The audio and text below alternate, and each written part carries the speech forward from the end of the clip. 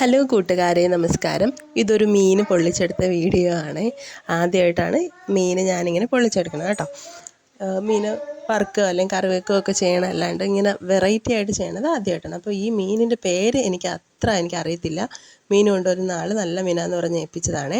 കഴുകി വൃത്തിയാക്കിയ മീനിലേക്ക് ആവശ്യത്തിന് മുളക് പൊടി, മഞ്ഞൾപ്പൊടി, വെളുത്തുള്ളി ചതച്ചത്, കരിവേപ്പില, കുരുമുളക് പൊടിച്ചത്, ഒരിച്ചിരി എണ്ണയും കൂടെ ഒഴിച്ച് നന്നായിട്ടൊന്ന് മീൻ പുരട്ടി വെളിച്ചെണ്ണ ചൂടാക്കി അതിലേക്കിട്ട് രണ്ട് സൈഡും ഒന്ന് നന്നായിട്ട് നമ്മൾ സാധാരണ മീൻ പൊരിക്കത്തില്ലേ അതുമാതിരി ഒന്ന് പൊരിച്ചെടുക്കണേ.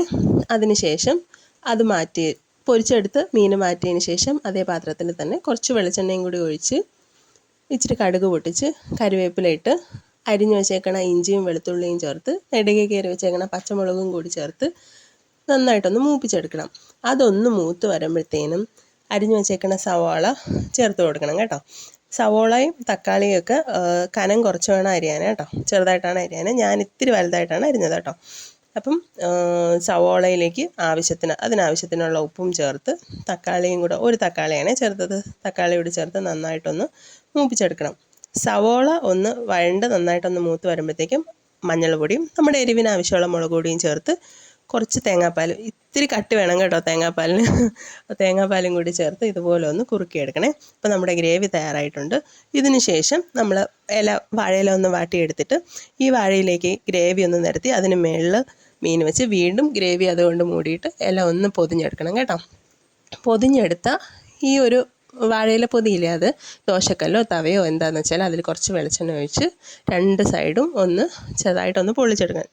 ചെറിയ തീയിലായിരിക്കണേ. അതിനുശേഷം ഇതിപ്പോൾ പൊള്ളിച്ച് കഴിഞ്ഞതിന് ശേഷം നമ്മൾ ഇതിൻ്റെ പൊതി തുറക്കുന്ന ഭാഗമാണ് കേട്ടോ ഇത്. നമ്മൾ പൊതി തുറന്നപ്പോഴത്തേക്ക് അതിൽ നിന്നൊക്കെ നന്നായിട്ട് ആവി ഇങ്ങനെ പറക്കുന്നുണ്ടായിരുന്നു, ആവി ഇങ്ങനെ പോകുന്നുണ്ടായിരുന്നു. ഗ്രേവി മീനിലേക്ക് നന്നായിട്ട് പിടിച്ചിട്ടുണ്ടായിരുന്നു കേട്ടോ. അപ്പം ഇതെങ്ങനെയാണെന്ന് അറിയാൻ, ഇതിൻ്റെ ടേസ്റ്റ് അറിയാൻ വേണ്ടിയിട്ട് നല്ല മണം ഉണ്ടായിരുന്നു. അതുകൊണ്ട് തന്നെ ടേസ്റ്റ് അറിയാൻ വേണ്ടിയിട്ട് ഒരു ഫോർക്കൊക്കെ വെച്ച് അതിൻ്റെ ഗ്രേവിയൊക്കെ ഒന്ന് വകഞ്ഞ് മാറ്റി ഒരു പീസ് മീൻ, ഞാൻ ഈ മീൻ കഴിച്ചിട്ടില്ല കേട്ടോ അതിന് മുന്നേ. അപ്പോൾ ഇതെന്താണ് ഇതിൻ്റെ രുചിയൊന്നും അറിയാൻ, ശരിയായോ ഇല്ലയോ പാളിയോ എന്നറിയാൻ വേണ്ടിയിട്ട് ഒരു കഷ്ണം മീൻ എടുത്ത് കഴിച്ച് നോക്കി. നല്ല ടേസ്റ്റായിരുന്നു. പേരറിയാത്ത മീനാണെങ്കിലും നല്ല മണമുണ്ടായിരുന്നു. ആ കുരുമുളകിൻ്റെ ആ തേങ്ങാപ്പാലിൻ്റെയൊക്കെ നല്ല രുചിയുണ്ടായിരുന്നു കേട്ടോ.